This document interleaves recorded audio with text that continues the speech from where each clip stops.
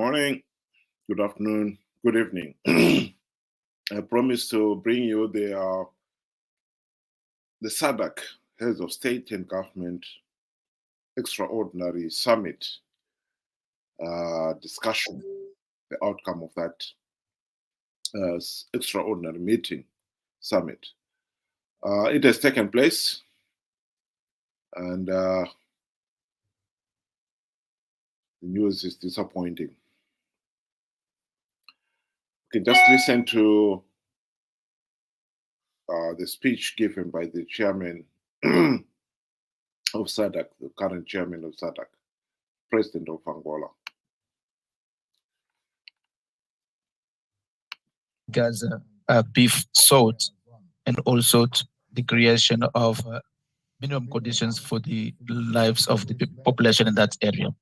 Excellencies, allow me to congratulate His Excellency Emerson Mnangagwa, the President of the Republic of Zimbabwe, and His Majesty Swati III, the King of Eswatini, for the exemplary elections that were recently conducted in your countries, where tranquility and the orderly manner in which they took place constituted the major victory of democracy and a contribution to peace, stability, harmony amongst all the living forces of the Republic of Zimbabwe and the Kingdom of Eswatini. Allow me to express our hope that this same spirit could also be seen in the elections that will take place in the Republic of Madagascar and in the Democratic Republic of Congo. I'll stop right there. This is really disappointing, to say the least.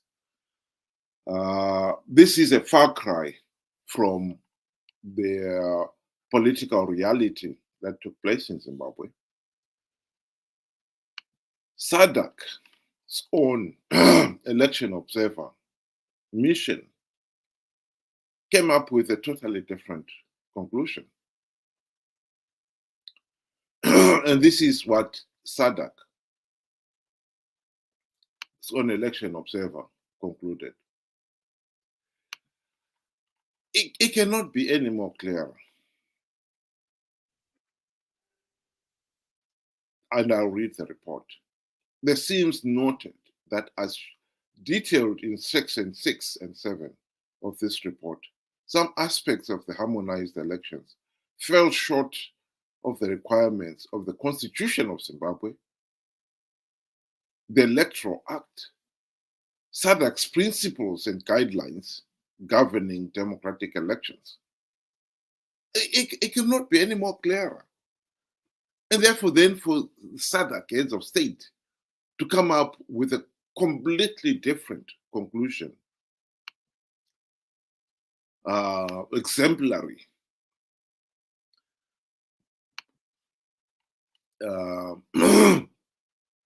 leading to the stability in the region. What is he talking about? Is he reading from a different script? I think this is a sad day for SADC. Every SADC national should be hanging their heads in shame, because this was a golden opportunity for SADC to really get its act together. Many SADC countries have failed to hold free, fair, and credible elections. Zimbabwe in particular. Zimbabwe has not held free, fair, and credible elections ever since the country's independence in 1980.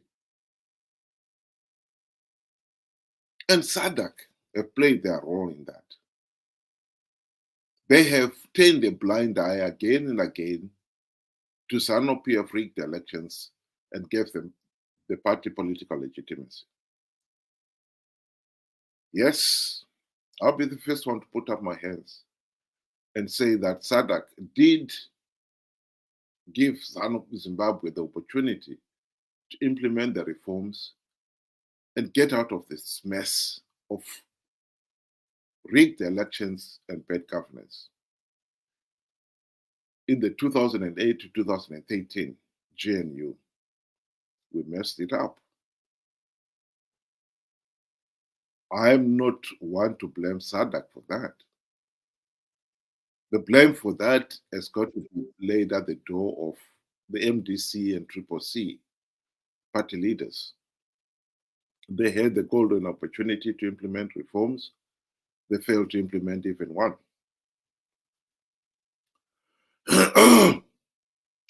Nonetheless, SADC selection observer team had given Zimbabwe a lifeline by calling out the 2023 elections correctly, that the process is flawed and illegal. They had given Zimbabwe a lifeline. It is really disappointing that SADC leaders, in their collective stupidity, there's nothing else, there's no other word for it, they've cut that lifeline, leaving Zimbabwe to drift in the flooded Zambezi River, upstream of the Victoria Falls. The prospects of another 5 years of this corrupt, incompetent, tyrannical Zanu PF regime leaves me speechless.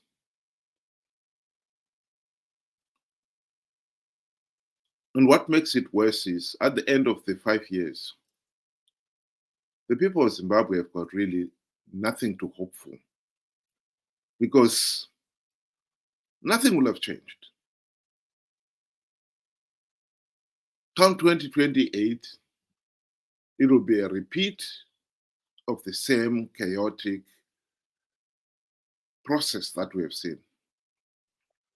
Zanu PF will be even more arrogant now that they know they've got SADC backing. Any SADC election observers would know that if they were to be bold as to condemn the elections, the SADC leaders will brush aside their report and grant Zanu PF political legitimacy.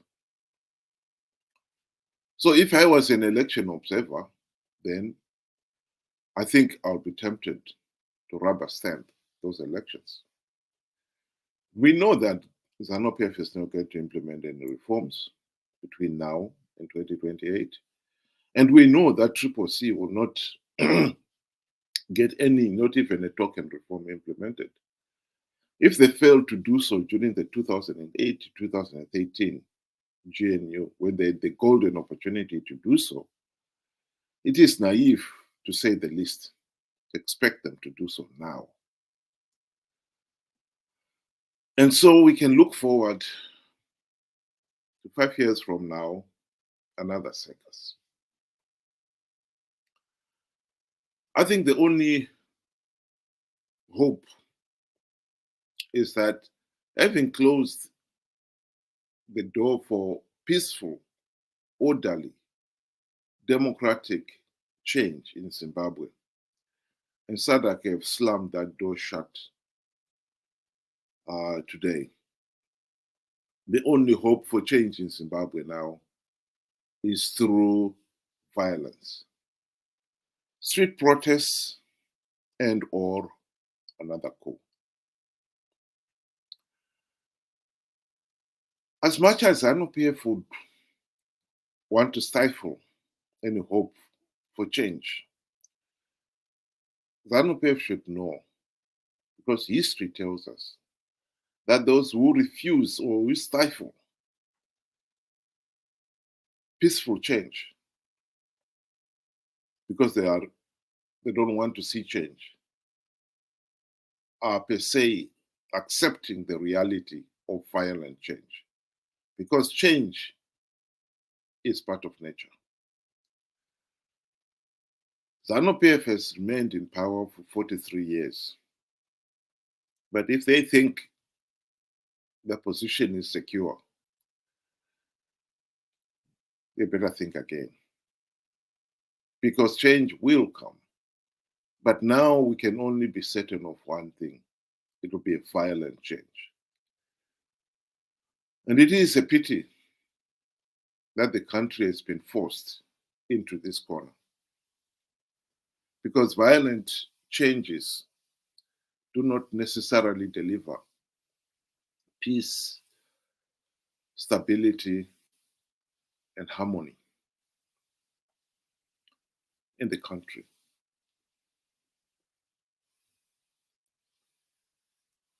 They could drive the country into even greater chaos.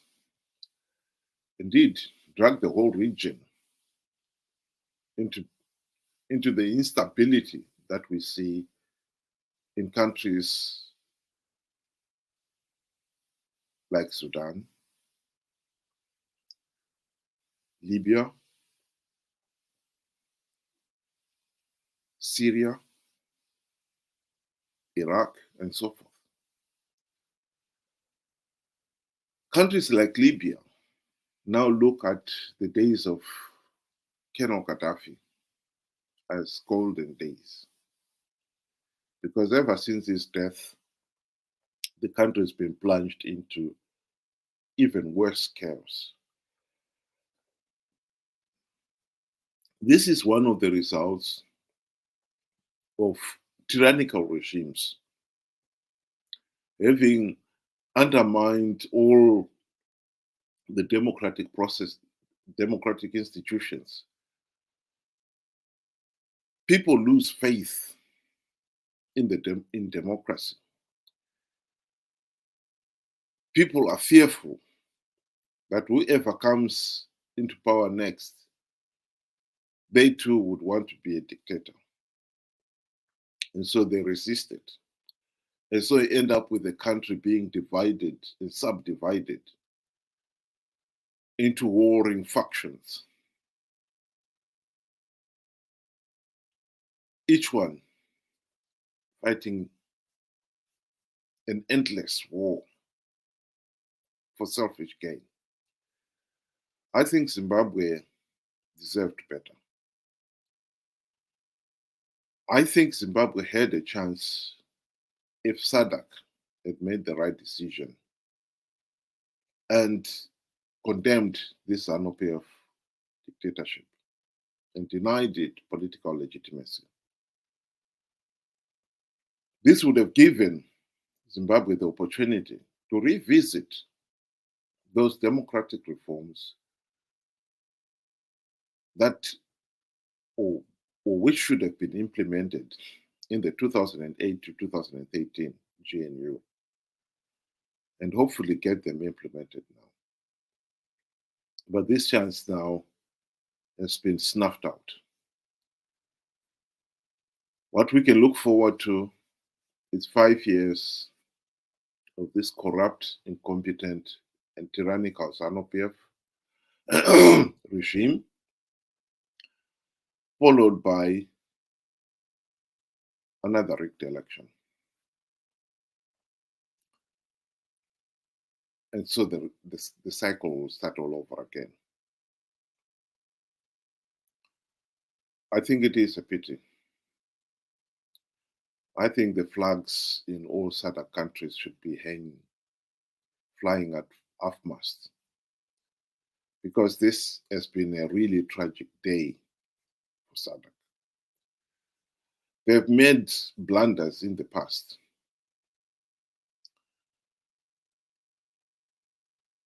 And it shows. SADC, yes, has been spared the kind of chaos that have affected other regions.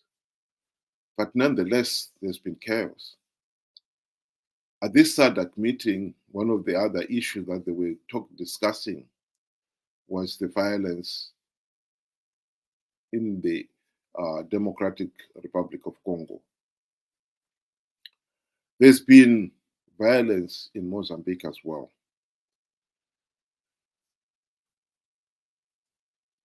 And this decision by SADC to rubber stamp Mnangagwa's victory in Zimbabwe will only make Zimbabwe more unstable.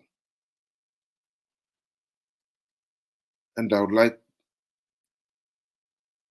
will head to think what will happen next. And while we wait for the next thing, we know Zimbabwe's economic decline will continue. Because as long as the country remains a pariah state, ruled by corrupt, incompetent, tyrannical thugs who are in power because they rig elections, the situation is not going to change.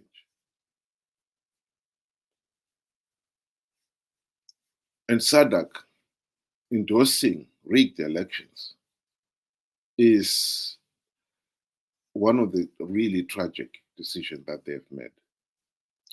In the past, the leaders would have blamed the election observer teams whose reports had rubber-stamped rigged elections and pretend that they didn't know any better. But this time, SADC leaders have absolutely no excuse. They know the truth. They've seen the reports from the SADC election observer team. So they cannot pretend that they did not know. They knew. The SADC team did their work.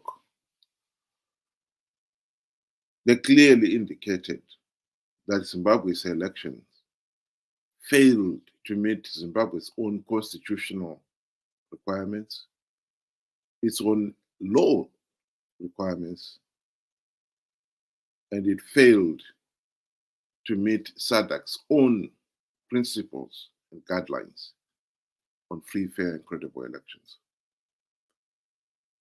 Why SADC ignored all that and pretend those elections were exemplary beggars belief. I'll be honest, I am disappointed. Did I expect it? Yes, I feared that it could happen.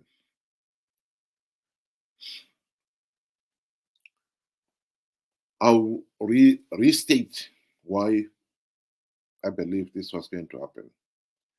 I think the number one reason is that South Africa's ANC government stated as far back as November last year that it will not allow regime change in Zimbabwe.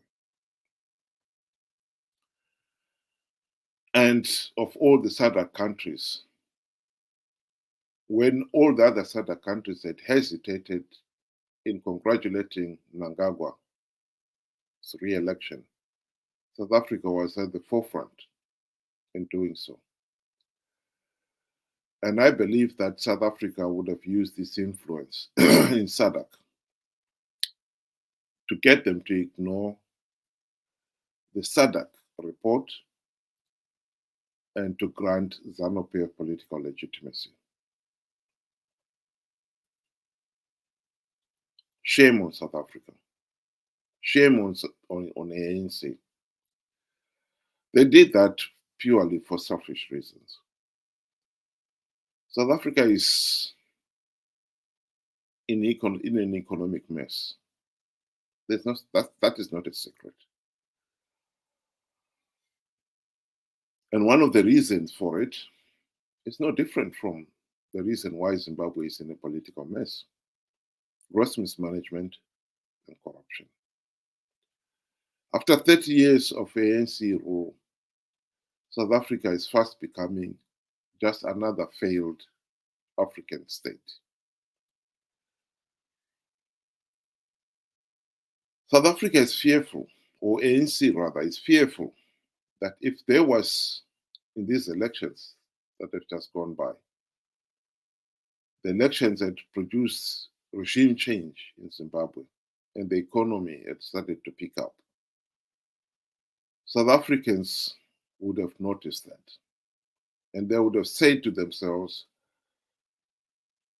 if we have regime change in South Africa, our economy too would improve.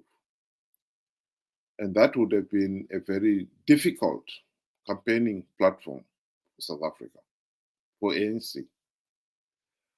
And so their decision to stop regime change in Zimbabwe was purely out of selfish greed. They don't want Zimbabweans to set a precedence where there is regime change and the economy improves. And that is the only reason why ANC propped up Zanu PF for the last decade, and more so in the last 5 years. The Secretary General of the ANC has been one of the advocates of no regime change in Zimbabwe. He even went on to call the opposition leader of Zimbabwe a puppet. I think that was a clear message that they will not tolerate regime change in Zimbabwe, no matter what. And I think they've just had their wish granted by pulling the rest of SADC leaders into rubber stamping, into endorsing the rigged elections in Zimbabwe to grant Zanu PF political legitimacy. Alas, Zimbabwe's economic collapse will not help South Africa in any way. And South Africa, by failing to make sure that Zimbabwe was only at good governance and only a hopeful economic recovery path, they have also assured themselves of economic collapse. Because like it or not, if Zimbabwe was economically thriving, South Africa would be one of the greatest beneficiaries of that. Particularly now, when the country needs some impetus for economic recovery. That is not going to happen. So at the end of the day, I believe that South Africa is not going to benefit economically by propping up this Zanu PF regime. The region as a whole is not going to benefit because, as we know, the economic instability and political instability in Zimbabwe has overflown beyond Zimbabwe's own borders into the neighboring countries in the region. And this will only continue. And as the country continues its economic collapse, that instability will only get worse. And the whole region will pay for it. On the political front, I think any hopes that countries in the region would be aspiring to hold free, fair, and credible elections has just been dashed. Because any country out there, that's any leader out there who sees their own position being threatened, the temptation to rig elections has just been increased considerably. If Zanu PF can rig the elections and get away with it, I think they will also argue that they can do the same and get away with it. And this is not going to help the individual country or the region. So this is truly a sad day for Zimbabwe and the whole region. The sheer stupidity of our SADC leaders has once again come to the fore. It's beggars, it's unbelievable why they disregarded their own SADC election observer team's report and granted Zanu PF political legitimacy. Unbelievable. This is truly a sad day. But for Zimbabwe, it is really a tragic day.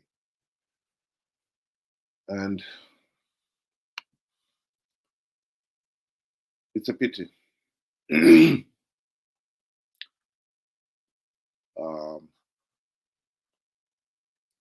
It is really a pity that this is happening. Just got one comment here from somebody asking, who is this? My name is Wilbert Mukori. And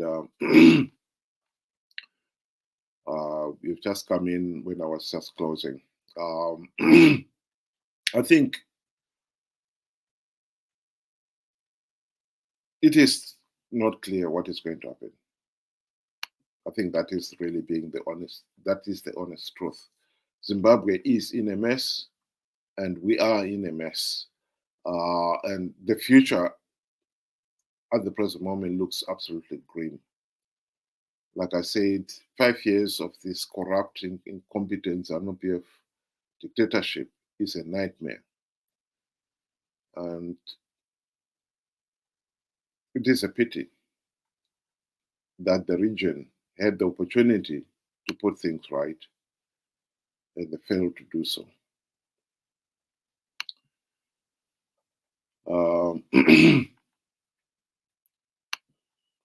Yeah, it really is a pity. Africa, we've become so apt at shooting ourselves in the foot. And I think we've just shot ourselves in the foot as a region. There was absolutely no excuse for this stupidity. With that, thank you very much for listening, and let's hope that my predictions are wrong, that Zimbabwe will emerge out of this chaos without to resort to violence as the only option.